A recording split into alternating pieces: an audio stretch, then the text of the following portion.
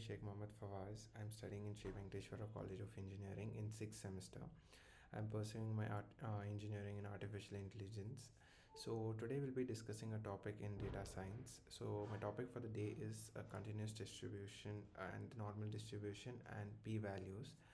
What are p-values and how is continuous distribution used in data science? We'll be discussing these things.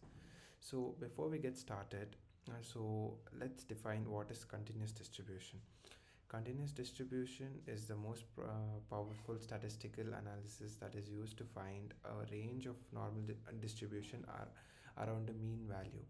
So let's take an example where we are certain about an event that is going to occur during a place. So in many instances we are not sure about the exact probability of that event occurring, so we tend to have a range of duration in which that event occurs. So this is called as continuous distribution. So today let's discuss about p-values. P-values play a very important role in statistical analysis, where they are used to test the end result of any hypothesis with the null hypothesis or the another alternative hypothesis. So yeah, let's take an example. Dr. Klugsky chose P naught as 50% because if his chickens have no predictive powers, he should expect their predictions to be are accurately 50% of all time. So P naught is a null hypothesis chosen by the doctor. It states that if the chickens don't have any predictive powers, they need to have predictions of accuracy 50%. Because of the low p-value of 0.014, he rejects the null hypothesis and accepts an alternative hypothesis that chicken's predictions are accurately more than 50%. Okay, before we get to this point, let's discuss what does p-value compare with hypothesis. So for example, if we take the significance level as 0.05, that is lesser than 5% accuracy, we can, if this p-value is lesser than 0.05, then we reject the null hypothesis and we accept the alternative hypothesis based on the evidence. But if the p-value is greater than the significance level, then we cannot reject the null hypothesis and we evidently go with the null hypothesis as the actual hypothesis. So in this case, we are seeing that the p-value is lesser than the significance level, hence we reject the null hypothesis. So doctor is 95% confident that between 51% and 67% of his chickens predictions are accurate. So this is a biased approach, or you can say it is dependent on the data given to the hypothesis.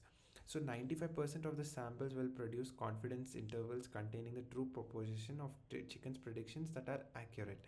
It states that they are not unbiased, but they are biased. Okay. P lines. Okay. If the p-value is low, like I said, we reject the null hypothesis and accept the alternative hypothesis. If p-value is not low, we do not reject the null hypothesis. Instead, we go forward with the null hypothesis. But what does a p-value exactly mean? Okay, let's assume the null is true. Assume the population proposition really is p naught. Okay, a few samples will have p hats far away from p naught. Many samples will have p hats very close to p naughts. Some samples will have p hats a little further away from the true p naught. So as the population mean increases or the size of the samples increase, they tend to come towards the p naught value, that is the null hypothesis. Hence where we can find the true hypothesis. Yeah.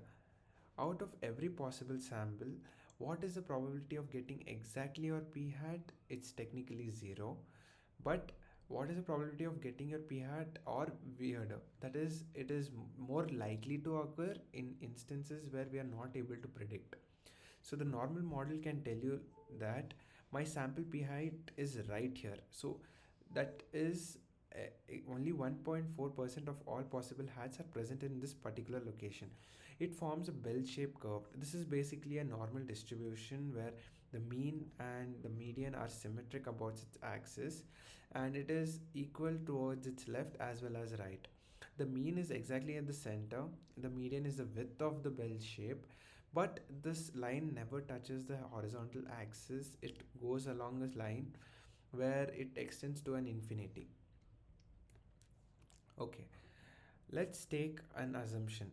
All of this is based on an assumption. We assume the null hypothesis is true. We do not state that we don't have the p naught, we don't have a normal model, we can't have any probabilities. So basically it's all probability and assumptions on which we are going to evaluate the case. So we are not certain about its outcome, but we can give a range estimate based on the probabilities. That is a p-value. So the p-value, the probability of collecting a sample p hat with the same value of r's or more extreme, assuming the null hypothesis is true.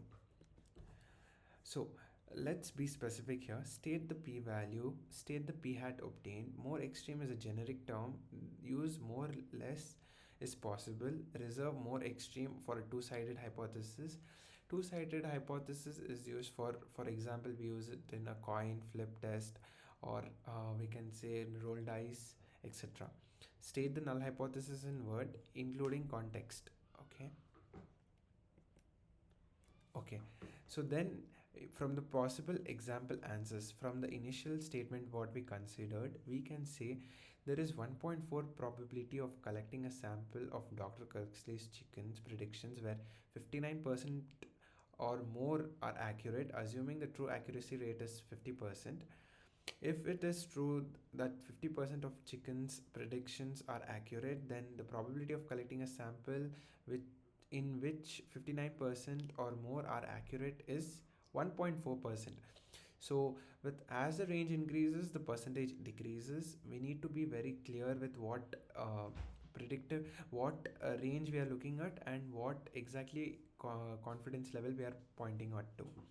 If chickens have no predictive power, then there is a 1.4% probability of collecting samples of their predictions in which 59% are more accurate. I hope you understood what are p-values, normal distribution, and how they all function, and what is the importance of p-value in the statistical model. I hope you understood it. Thank you.